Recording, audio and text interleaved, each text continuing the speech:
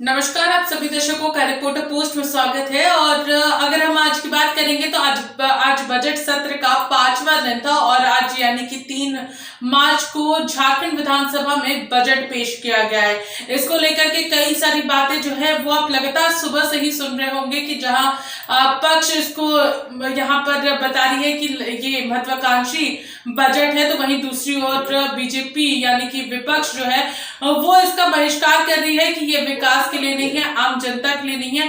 तो इसको लेकर के हमारे साथ बात करने के लिए हमारे संपादक नित्यानंद शुक्ला जी हैं। हम लोग सीधे इनसे जुड़ेंगे, क्या कुछ इनका कहना है इस तमाम चीजों को लेकर के, क्योंकि बजट जो है झारखंड विधानसभा में जब पेश किया गया तो ये 1,16,418 करोड़ का बजट जो है वो आज वित्त मंत्री रामेश्वर राव ने पेश किया है। सर, 1,16,418 करोड़ का बजट जो है वो वित्त मंत्री रामेश्वर राव ने पेश किया है। क्या कुछ कहिएगा इसको लेकर? नहीं, देखिए, जो बजट पेश किया गया है इसका फोकस्ड एरिया सोशल सेक्टर है, इंफ्रास्ट्रक्चर है और कुछ चीज़ों पर जो बजट है वो लगभग 60% तक उसमें वृद्धि की गई है। और यूजुअली होता क्या है कि बजट का जो आकार होता है उसमें 10% की वृद्धि की जाती है, लेकिन झारखंड ने इस बार लगभग 15% की वृद्धि की है। पिछले बार 1,01,01,000 करोड़ का बजट था, जो इस बार बढ़कर 1,16,418 करोड़ का हो गया है। तो लगभग पिछले बार से 15,000 करोड़ से कुछ ज्यादा का बजट इस बार वित्त मंत्री रामेश्वर राव ने प्रेजेंट किया है। तो जो फोकस्ड एरिया है वो हेल्थ पर है, रूरल डेवलपमेंट पर है, एनर्जी पर है। एनर्जी पर तो 60% से ऊपर बजट एलोकेशन पिछले बार की तुलना में देखो तो इस बार किया गया है। तो बजट का आकार बढ़ा है।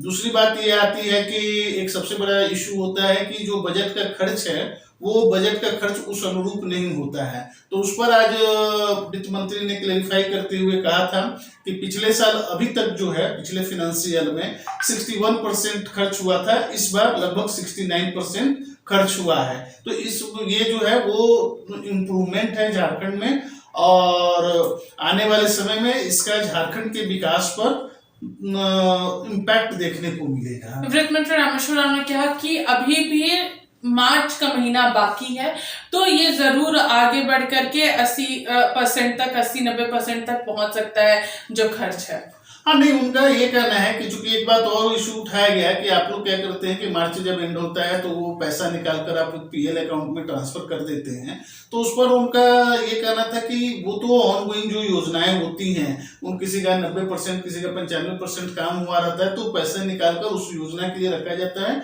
और उसमें वो खर्च किया जाता है। तो वो उसको उन्होंने एक सामान्य प्रक्रिया के रूप में बताई है। हालांकि इसको बहुत सारे लोग हम लोग सुनते रहे हैं, मार्च रूट का भी नाम देते रहे हैं। तो कुछ योजनाएं तो सही में होती है कि योजनाओं के लिए जाता है, लेकिन इसमें कुछ और भी कारनामे होते हैं, उसको इनकार तो नहीं किया जा सकता है। आज ईडी एक बार फिर से झारखंड में सक्रिय नजर आ रही है। हजारीबाग में अंसारी के ठिकानों पर छापेमारी की गई और लगभग 3 करोड़ नगद जो है वो ईडी ने बरामद किए हैं। नहीं, एक बात तो है कि झारखंड में जो ईडी की कार्रवाई चल रही है तो बहुत सारे अधिकारी हाई कोर्ट, सुप्रीम कोर्ट जा रहे हैं कि उनसे पूछताछ ना हो या उनके खिलाफ में ईडी की कार्रवाई ना हो। तो लेकिन हाई कोर्ट से भी आपको डीएसपी जैसे प्रमोद मिश्रा को बुलाया गया था, तो हाई कोर्ट ने ठीक है उनके अरेस्टिंग पर तो रोक लगा दी है, लेकिन बोला कि आप ईडी के सामने जाइए, ईडी तो आपसे पूछताछ करेगी, वो प्रश्न को जवाब दीजिए। तो कहने का ये है तात्पर्य कि अधिकारी चाहे जो लोग भी हैं वो ईडी के जांच से क्यों भाग रहे? आप सही है तो आपको ईडी के जांच से भागना नहीं चाहिए। अभी हम लोगों ने वीरेंद्र राम का देखा, जो चीफ इंजीनियर थे, अभी उनके बारे में आया कि वो बहुत लोगों को सुपरसीड कर चीफ इंजीनियर बने हुए थे, रैंक में उनका वो नहीं था चीफ इंजीनियर का। तो इस तरह के बहुत सारे केसेस हैं झारखंड में और इन्हें जो वीरेंद्र राम को सुपरसीड कर गया है तो ये आज का नहीं है, 2009 या 2011 का ये केस है। तो मतलब ये अभी ये ओवरनाइट वीरेंद्र राम जैसे लोग तो बने नहीं हैं। अब क्या है कि ईडी थोड़ी एक्टिव हुई है, झारखंड में पैसे लोग कमाए हैं, तो कुछ लोग के यहाँ से कैश बरामद हो रहा है, कुछ लोग के यहाँ से कैश जो है स्पेसिफिक इनपुट नहीं रहने के कारण से कैश बाहर भी चला जा रहा है, ट्रांसफर हो जा रहा है मनी लॉन्ड्रिंग के थ्रू। तो इस तरह की कार्रवाई चल रही है। और अभी एक चीज बता देते हैं कि 2023 में और भी इस तरह की कार्रवाई आपको देखने को मिलेगी। कई अधिकारियों की परेशानी आने वाले समय में जरूर यहाँ पर बढ़ सकती है। और एक और अगर हम मुद्दे की बात करें तो वो थी क्या, यहाँ पर बजट सत्र के दौरान बीजेपी का हंगामा करना, वो भी नई नियोजन नीति को लेकर के। विपक्ष जो है नई नियोजन नीति को लेकर के सत्ता पक्ष को घेरती भी नजर आ रही है।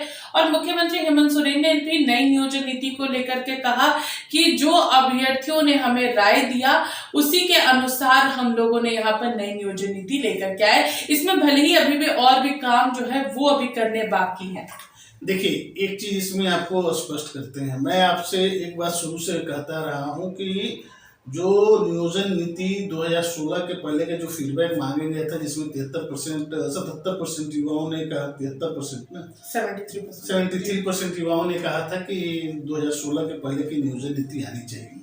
तो इसमें एक चीज आपको बता दें कि जो यहाँ के जो 12 रीजनल लैंग्वेजेस, तो खैर उर्दू तो रीजनल लैंग्वेज नहीं है, लेकिन बाकी जो रीजनल लैंग्वेजेस हैं जिसमें ट्राइबल भाषाएं हैं और भी झारखंड की भाषाएं हैं, तो वो कहीं ना कहीं एक चीज आपको बता देते हैं कि जो झारखंड के बच्चे हैं उनके इंटरेस्ट में वो आएगा। क्योंकि क्या होगा कि जो बच्चे रीजनल लैंग्वेज में परीक्षा देंगे उन्हें उसमें स्कोरिंग होगा, जो हिंदी या संस्कृत या इंग्लिश के जो होंगे उसमें उस तरह के स्कूल में, तो कहीं ना कहीं यहाँ के लोकल बच्चों को बेनिफिट तो मिलेगा। अब रही बात की नौकरी प्रक्रिया शुरू करनी है, नियुक्ति प्रक्रिया शुरू करनी है, तो आपको एक ऐसी पॉलिसी तो लेकर आनी पड़ेगी ताकि नियुक्ति आखिर में युवा मान लीजिए कि वो स्टिक करके नहीं, हमें इस तरह के ही नियोजन नीति चाहिए। अब उसमें मान लीजिए कि 5 साल और बर्बाद होता है। ठीक है, सरकार, ये क्या होता है कि पहली और आखिरी नियोजन नीति तो है नहीं, सरकार तो हमेशा फ्री है कि अपनी नियोजन नीति बदल सकती है। आपको याद होगा कि 2001 में भी आया था, उसके बाद भी आया था, 2016 में आया, 2021 में आया।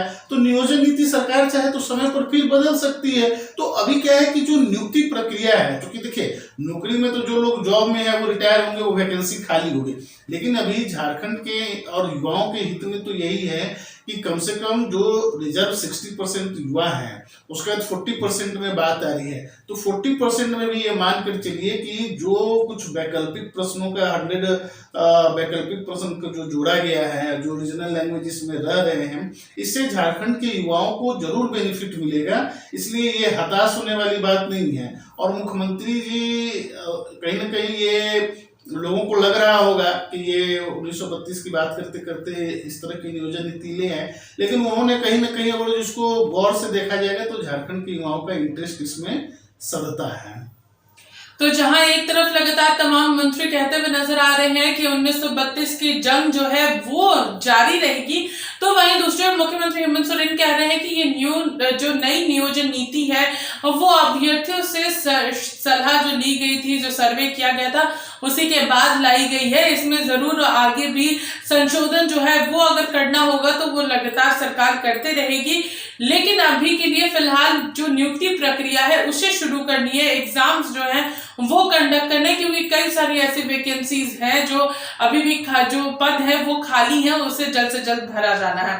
तब तक के लिए बनी रही रिपोर्टर पोस्ट के साथ मैं पूजा। नमस्कार।